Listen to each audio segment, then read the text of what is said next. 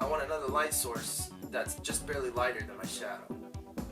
And I'm going to make it kind of blue because what it is it's this blue sky that's just indirectly just hitting everything. And this area, since it doesn't have the bright light on it, it's just getting that indirect light. So and I have to mix the blue with the shadow color, which was the red and yellow.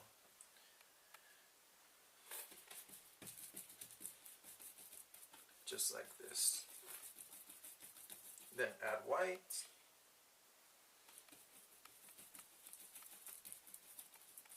Okay, that looks like a pretty good color to me. Let's test it. I'll go a little bit more blue.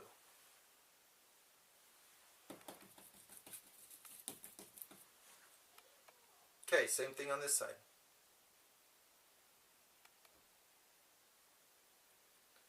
Tight little texture marks. You want it to go all the way to the very edge. I need to go a little lighter on this. It's not quite light enough compared to the shadow. Okay. Like this.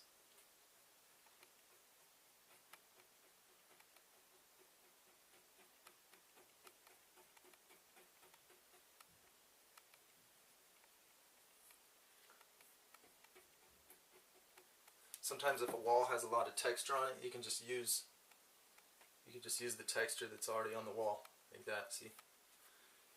Mixed texture.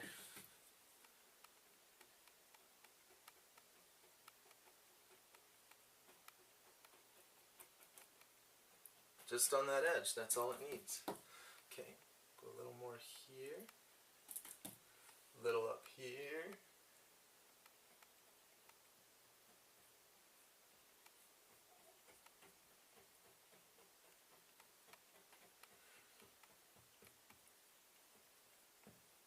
What this does is it just tells you visually that this object is being affected by this environment.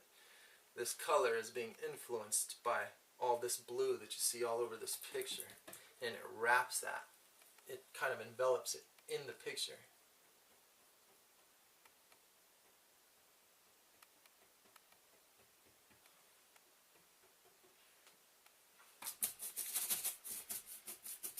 I'd like to see this get blended a little better.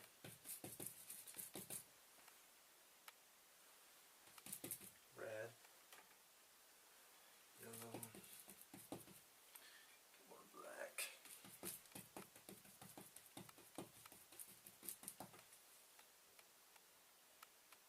Put an intermediate color between the black and the highlight.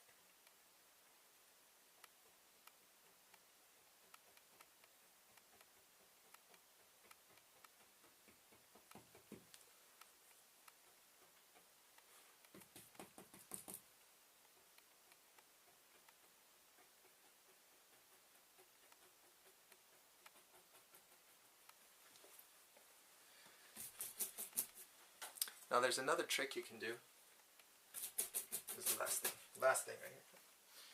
I can get straight black, and I'll just put it on the canvas.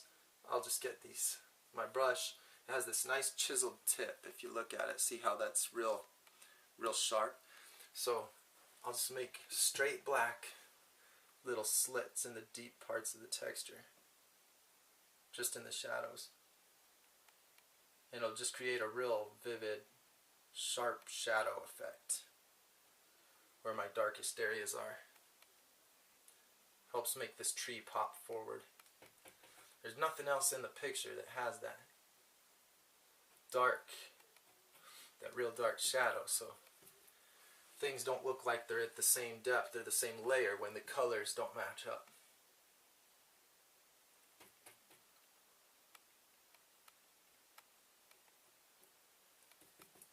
See, you just add little details.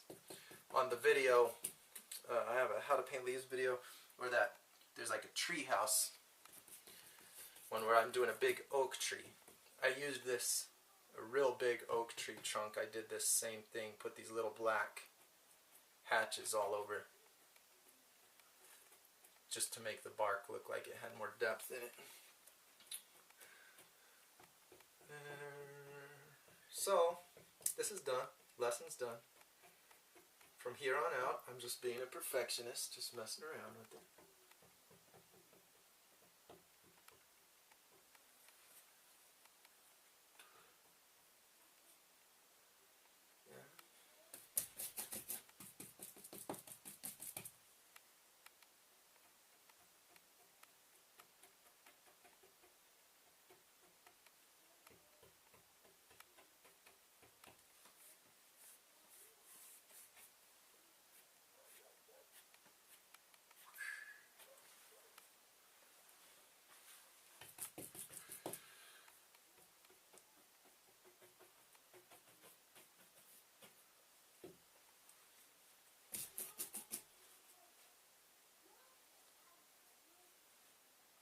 Yeah, it's a good looking tree trunk. So, I can keep going and add a lot more to this. Probably will in the future, but that is the principle for making this tree trunk look like, you know, like a cylindrical shape rather than just a flat layer in front of all this. It's getting those three things, the direct light, the shadow, the backlight. Somebody left a comment on that backlighting video and named this effect. I can't remember what they said. So there's probably a more appropriate term for this than I'm calling backlight. I just know in videography, you refer to it as backlighting. Let's call that a wrap. Until next time.